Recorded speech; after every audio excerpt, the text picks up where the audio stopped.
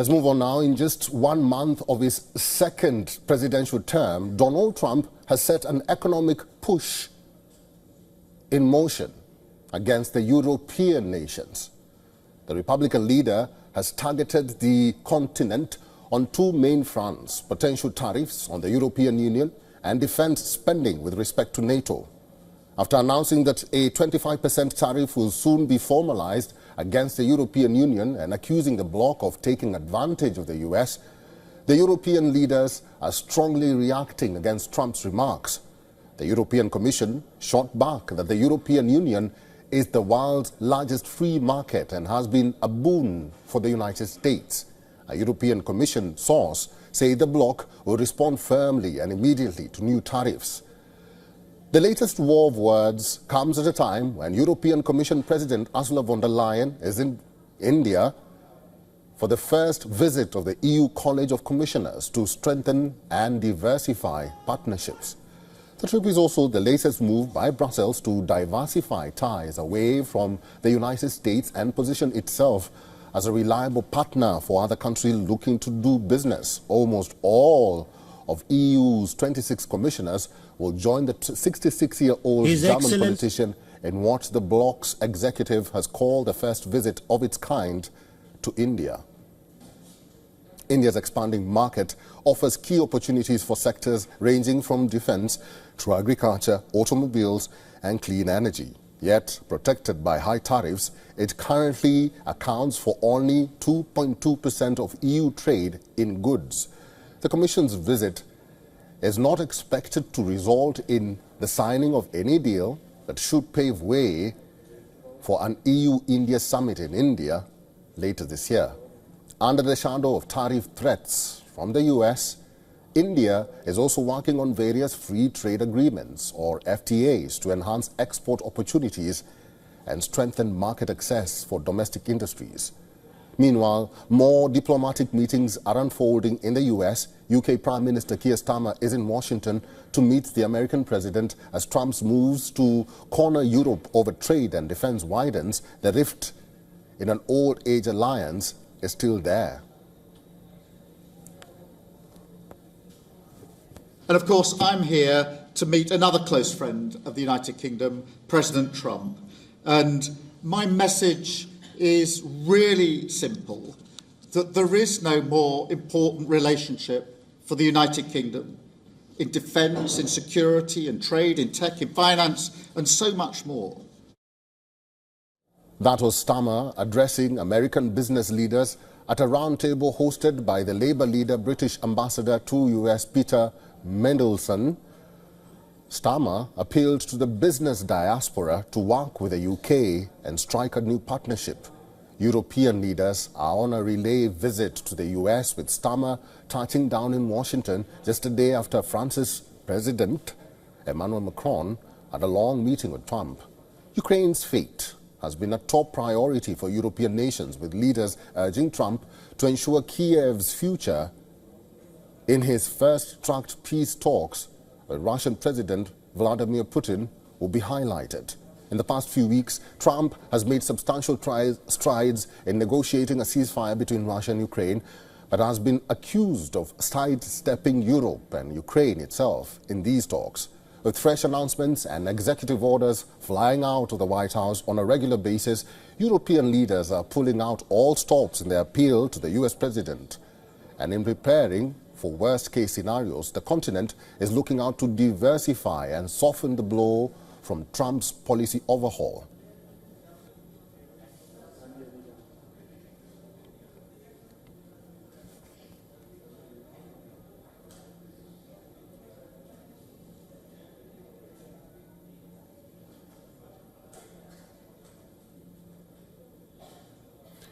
Will Denslow is our correspondent in Brussels, and Susan Tehrani is our correspondent in New York. Good to see you, Will and Susan. Will, it looks like most of the EU leaders, including Emmanuel Macron and Keir Starmer, have resorted to chateau diplomacy to marshal support.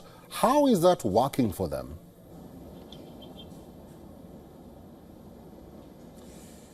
Well, when it comes to whether it's working or not, well, the EU is still very much hopeful that a trade war between what is the largest bilateral trade relationship in the world can be avoided. EU officials say that any kind of trade spat and tariffs would essentially be a lose-lose relationship. The EU says it is willing to continue to engage with Washington, but only on a level playing field. This is a hugely significant trade relationship. It's worth around 30% of global trade, around 43% of global GDP. So plenty is at stake if indeed tariffs, these 25% tariffs on EU goods, were to be imposed by Washington. Donald Trump says the trade relationship is simply unfair. He says that the trade surplus is around $300 billion. The EU refutes that and says that while there is a surplus when it comes to goods, that is largely offset by services. They say that the trade surplus is to the tune of roughly $50 billion. And while the EU says it is hoping it won't come to it, if indeed these tariffs were to come into place, EU officials say they're ready to respond. Well, Susan, British Prime Minister Keir Starmer is in Washington to meet Trump. What is the American government under Trump doing to avert a sort of breakup with their longest ally, the UK, or Europe as a whole?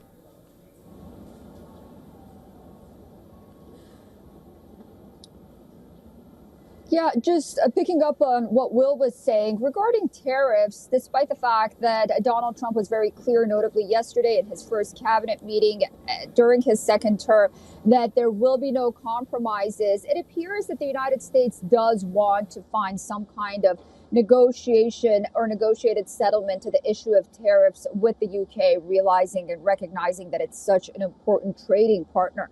How far those negotiations will go this time around with Keir Starmer, that's yet to be seen.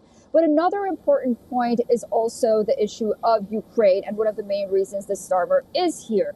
The United States, once again, President Trump himself understands the important role the UK plays in European security. But Keir Starmer will want to get some sort of a nod from President Trump on providing security guarantees for Ukraine. But then President Trump, on the other hand, will try to get that nod from Keir Starmer that Europe, not just the EU, but UK as well, will play a more active role when dealing with Ukraine and perhaps post-war Ukraine. One last thing, I think Keir Starmer is really eager to talk with President Trump about UK and just European EU participation in future talks for this ceasefire deal between Russia and Ukraine. And the UK and the EU really don't want to be sidelined during these negotiations. That's right. Will, coming back to you, earlier this month, EU leaders held 2 emergency meetings. We've not had any communique from the EU about what was resolved in that meeting. All what we saw is Emmanuel Macron dashing to Washington, and now Keir Starmer is doing the same thing. Do we have a sort of communique of what was discussed or resolved during those 2 meetings? Well, during those meetings, there was a number of things on the table, including defence spending, how Europe can ramp up its defence capabilities, something that the Trump administration desperately wants to see, as Susan Riley touched upon there. So that was one key area of these meetings. And another one is what Europe can do to continue to support Ukraine going forward. Now, there will be a major emergency summit held here in Brussels next week. Volodymyr Zelensky, Ukraine's president, has been invited to this meeting of European leaders, where the topic of how to provide more support with Ukraine, we understand, in the short term, it'll be bringing more ammunition to Kyiv, as well as more long-lasting security guarantees. On top of that, how Europe can do more when it comes to beefing up its own defence capabilities. That'll certainly be very welcome news for Washington. But interestingly, when it comes to the relationship with DC, you mentioned the difficulties that Europe has had getting on the same page with the Trump administration, the friction it has had when it comes to defence spending and issues such as long-standing security guarantees for Ukraine. Interestingly, this week, the EU's top diplomat, Kaja Kallas, is in Washington, was meant to meet with Secretary of State Marco Rubio, but that meeting didn't happen. The reason, at least officially, is scheduling conflicts, but it's certainly being reported here in Brussels that that is largely seen as a bit of a snub for Brussels as they're trying to foster closer relationships with the Trump administration.